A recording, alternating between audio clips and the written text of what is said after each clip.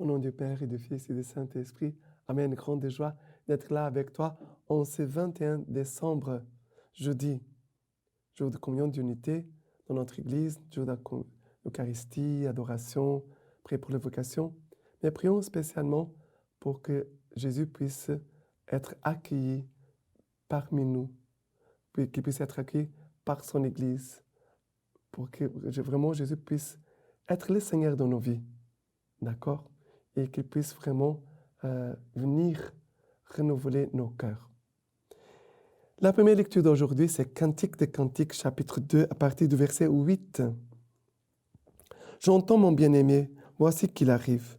Sautons sur les montagnes, bondissons sur les collines. Mon bien-aimé est semblable à une gazelle, à un jeune faon. Voilà qui se tient derrière notre mur et guette par la fenêtre et l'épie par les treillis. Mon bien-aimé élève la voix et il me dit, « Lève-toi, ma bien-aimée, ma belle, viens-t'en, car voilà l'hiver passé. C'en est fini, des pluies, elles ont disparu. Sur notre terre, les fleurs se montrent. La saison vient des gais refrains. Le recoucoulement de la tourterelle se fait entendre sur notre terre. Les figuiers forment ses premiers fruits, et les vignes en fleurs exhalent leur parfum. Lève-toi, ma bien-aimée, ma belle, viens-t'en. Ma colombe cachée au creux des rochers, en des retraites escarpées, montre-moi ton visage, fais-moi entendre ta voix, car ta voix est douce et charmante, ton visage. Ici, les cantiques des cantiques, c'est les cantiques contre la bien-aimée, c'est l'Église, notre âme, aussi Dieu, le bien-aimé. Mais les bien-aimés viennent sautant sur les montagnes, bondissant sur les collines. Il est pressé, il veut arriver jusqu'à nous. Il saute tous les obstacles. Pour Dieu, il n'y a pas d'obstacle. Car rien n'est impossible à Dieu. Dieu saute tous les obstacles, saute tous nos péchés pour venir nous rejoindre. Et il s'approche d'une façon discrète. Il guette par la fenêtre et puis par les treillis.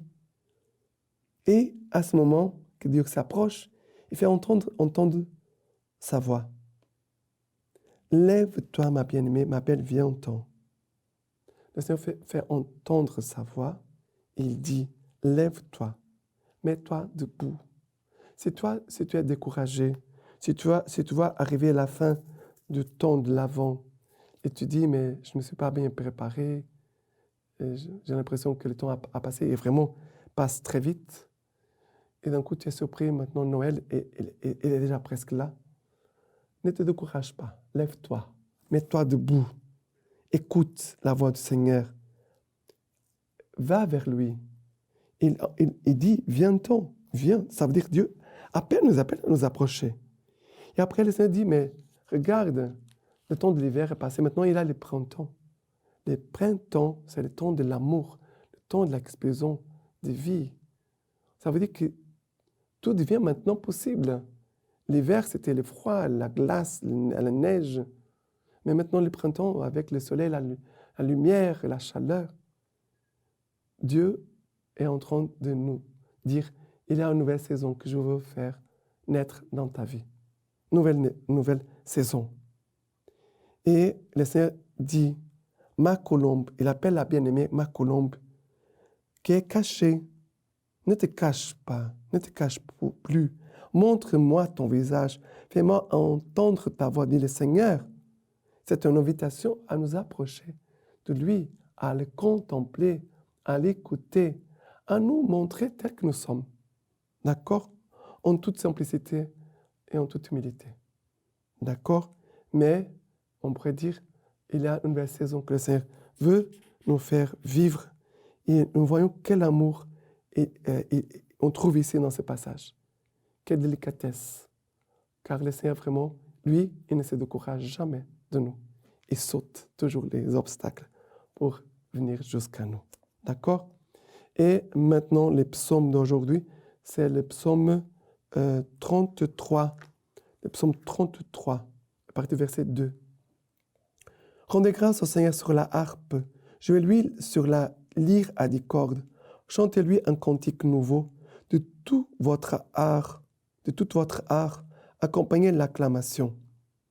Après, verset 11. Mais le plan du Seigneur subsiste à jamais. Les pensées de son cœur d'âge en âge. Heureux le peuple dont le Seigneur est le Dieu, la maison, la nation qui s'est choisie en héritage. Notre âme attend le Seigneur, notre secours et bouclier, c'est lui. En lui, la joie de notre cœur, en son nom de sainteté, notre foi. Revenir à la foi, fortifier la foi. Ici, nous dit,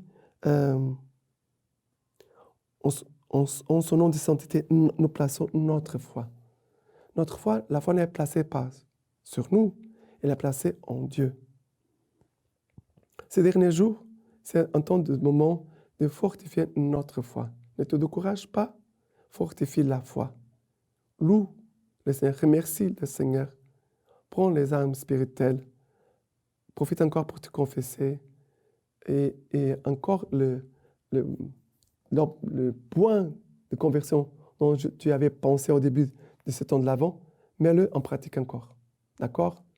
Sans s'éloigner, c'est toujours le temps de revenir, de commencer à nouveau. D'accord? Et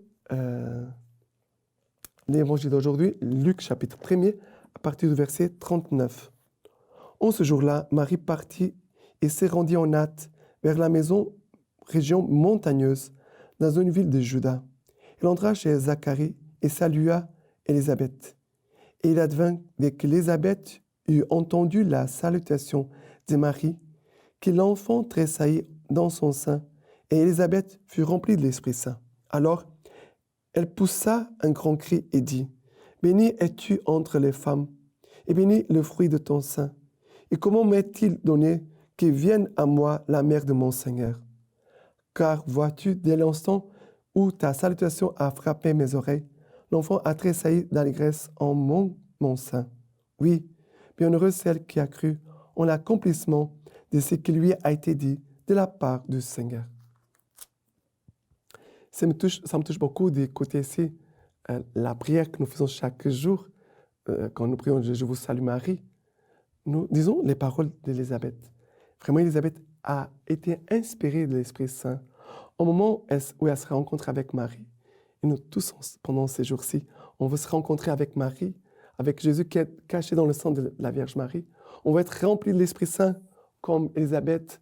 On va être rempli déjà de joie comme Jean le Baptiste qui tressaille de joie dans le sein d'Élisabeth. Mais nous voulons écouter les paroles d'Élisabeth, les garder, les prier. Prions notre chapelet.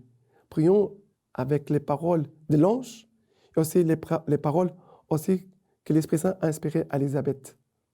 Et après, nous pourrons aussi écouter le Seigneur nous dire, oui, bienheureuse celui qui a cru en l'accomplissement de ce qui lui a été dit de la part du Seigneur. Nous sommes ces bienheureux que nous croyons à l'accomplissement des paroles du Seigneur dans la vie de Marie, dans la vie de notre Église et aussi dans notre vie.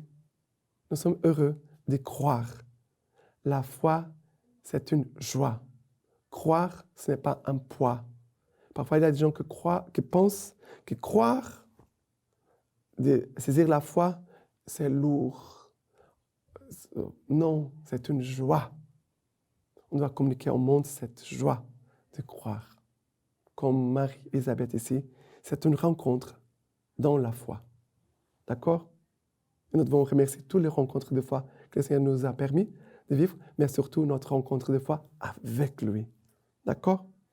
Et maintenant, la lecture patristique d'aujourd'hui du Concile Vatican II nous dit ceci. Après avoir parlé à nos pères par les prophètes sous des formes fragmentaires et variées, Dieu, dans les derniers temps, dans ces jours où nous sommes, nous a parlé par son Fils. En effet, il a envoyé son Fils, le Verbe éternel, qui éclaire tout homme, pour qu'il fasse sa demeure parmi eux et leur fasse connaître les secrets de Dieu. Jésus-Christ, le Verbe fait chair, homme envoyé aux hommes, Prononce donc les paroles de Dieu et achève l'œuvre du salut que le Père l'a chargé d'accomplir. Maintenant, je vous laisse la bénédiction par les mains toutes pures. La Vierge Marie, que Dieu Tout-Puissant vous bénisse et vous garde. Le Père, le Fils et le Saint-Esprit. Amen.